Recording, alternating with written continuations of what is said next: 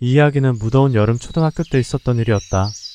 어린 시절 컴퓨터나 PC방 이런 게 크게 보편화되지 않은 시대였던 터라 놀 것이라고는 친구들과 동네에서 노는 게 전부이며 축구, 구슬치기 등이 전부였다. 가끔 망구나 술래잡기 퐁퐁 등 다양하게 놀면서 하루를 보내왔었으며 그때는 별거 아니었지만 왜 그렇게 재미가 있었는지 몰랐다. 동네에서는 나까지 포함하여 민철, 지호, 나 이렇게 유독 가장 친하게 지냈다. 우리는 방학을 맞이하게 되면서 잠자리채를 들고 산 위에 올라가면서 놀기로 약속을 했었다. 그렇게 민철이와 지호, 나 이렇게 집에서 그리 멀지 않은 산으로 우리는 발걸음이 향하였고 산에서 놀기 시작하였다. 정말 많은 곤충들이 있었으며 개울가가 있었기에 무당개구리, 도롱뇽 등 어렵지 않게 발견할 수 있었다. 그렇게 한참 놀고 배도 고프고 점점 시간이 늦어지는 것 같아서 집에 가기로 하였다. 매번 오던 길이었기 때문에 눈을 감고도 쉽게 내려갈 수 있는 길이었다. 그렇게 한참을 내려가던 중 민철이가 큰 소리로 소리를 지르기 시작했다. 아씨, 뱀이다! 라고 소리를 지르기 시작했다. 분명 뱀이기는 한데 엄청 크지는 않고 새끼뱀처럼 보였다. 우리는 놀란 민철이를 그 자리에서 빼내왔지만 흥분을 가라앉지 않은 민철이는 주변에 있던 큰 돌을 뱀을 향해 던졌다. 죽어! 죽어! 그렇게 우리는 흥분한 민철이를 말리지 못했고 뱀은 보기 흉할 정도의 상태가 되어 있었다. 일단은 우리는 해가 저물기 전에 얼른 산에서 내려왔었다. 지호는 민철이에게 야, 뱀이 우리한테 오지도 않고 다른 데 가던데 굳이 죽일 필요까지 있었냐? 라고 이야기를 했고 민철이는 아, 몰라, 그냥 죽이는 게 더 안전해! 라고 이야기하며 두 친구는 싸우기 시작했다. 그렇게 저녁을 먹을 시간이 되면서 우리는 각자 집에서 저녁을 먹으면서 그렇게 하루를 마무리하게 되었다. 다음날 아침 우리는 밖에서 놀기 위해 모이게 되었는데 민철이가 오지 않는 것이었다. 우리는 민철이와 놀기 위해 민철이 집에 갔지만 아무런 대답이 없었다. 그렇게 문을 한참 두들기고 있을 때 시끄러웠는데 인근 살던 할머니가 나오면서 이런 말을 하였다. 그쪽 친구 어제 새벽에 응급실 실려갔어. 심각해 보이던데 난리도 아니었단다. 라고 말씀을 하셨다. 그렇게 우리는 하루, 이틀, 방학이 끝나고 학교에 등교를 하게 되어도 민철이를 볼 수 없었다. 그렇게 몇 년이 지난 후 중학교에 들어가게 되면서 새로운 친구들을 만나고 조금씩 적응하고 있을 무렵 전학생이 한 명 왔었다. 나는 한눈에 알아볼 수 있었다. 민철이었던 것이다. 다만 내가 알던 민철이와 다르게 너무나 헬쑥한 모습을 하고 있던 것이다.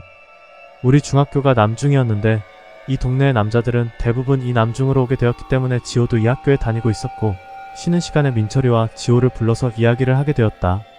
자세한 이야기는 학교 끝나고 이야기를 해준다고 하였으며 힘없는 민철이를 보고 있으니 장난칠 기분도 아니었기에 그러려니 하고 넘어갔었다. 그렇게 학교를 마치고 우리는 오랜만에 민철이 집에 찾아갔고 어머님도 반갑게 우리를 반겨주셨다. 민철이 방 안에서 우리는 민철이가 갑자기 사라진 이유를 들을 수 있었다. 초등학교 때 우리가 산에 놀러가면서 자기가 뱀을 죽인 것에 대해 알고 있냐고 이야기하였다. 그날은 어린 우리에게도 충격이었기 때문에 잊을 수 없는 사건이었다. 민철이는 조심스럽게 이야기를 꺼내기 시작했다. 뱀을 죽인 그날 집에서 잠을 자고 있는데 꿈에서 엄청 큰 뱀 한 마리가 내 몸을 엄청 쪼여오는 거야. 나는 숨도 못 쉬고 캑캑거리고 있었어. 다행히도 꿈에서 금방 깨었지만 다시 잠을 자면 뱀이 나오는 꿈을 꾸는 거야. 이번에는 작은 뱀들이 나한테 다가오는데 한두 마리가 아니었다니까. 그리고 뱀의 모양이 이상했었어. 몸은 뱀인데 머리는 여자 머리를 하고 있었어.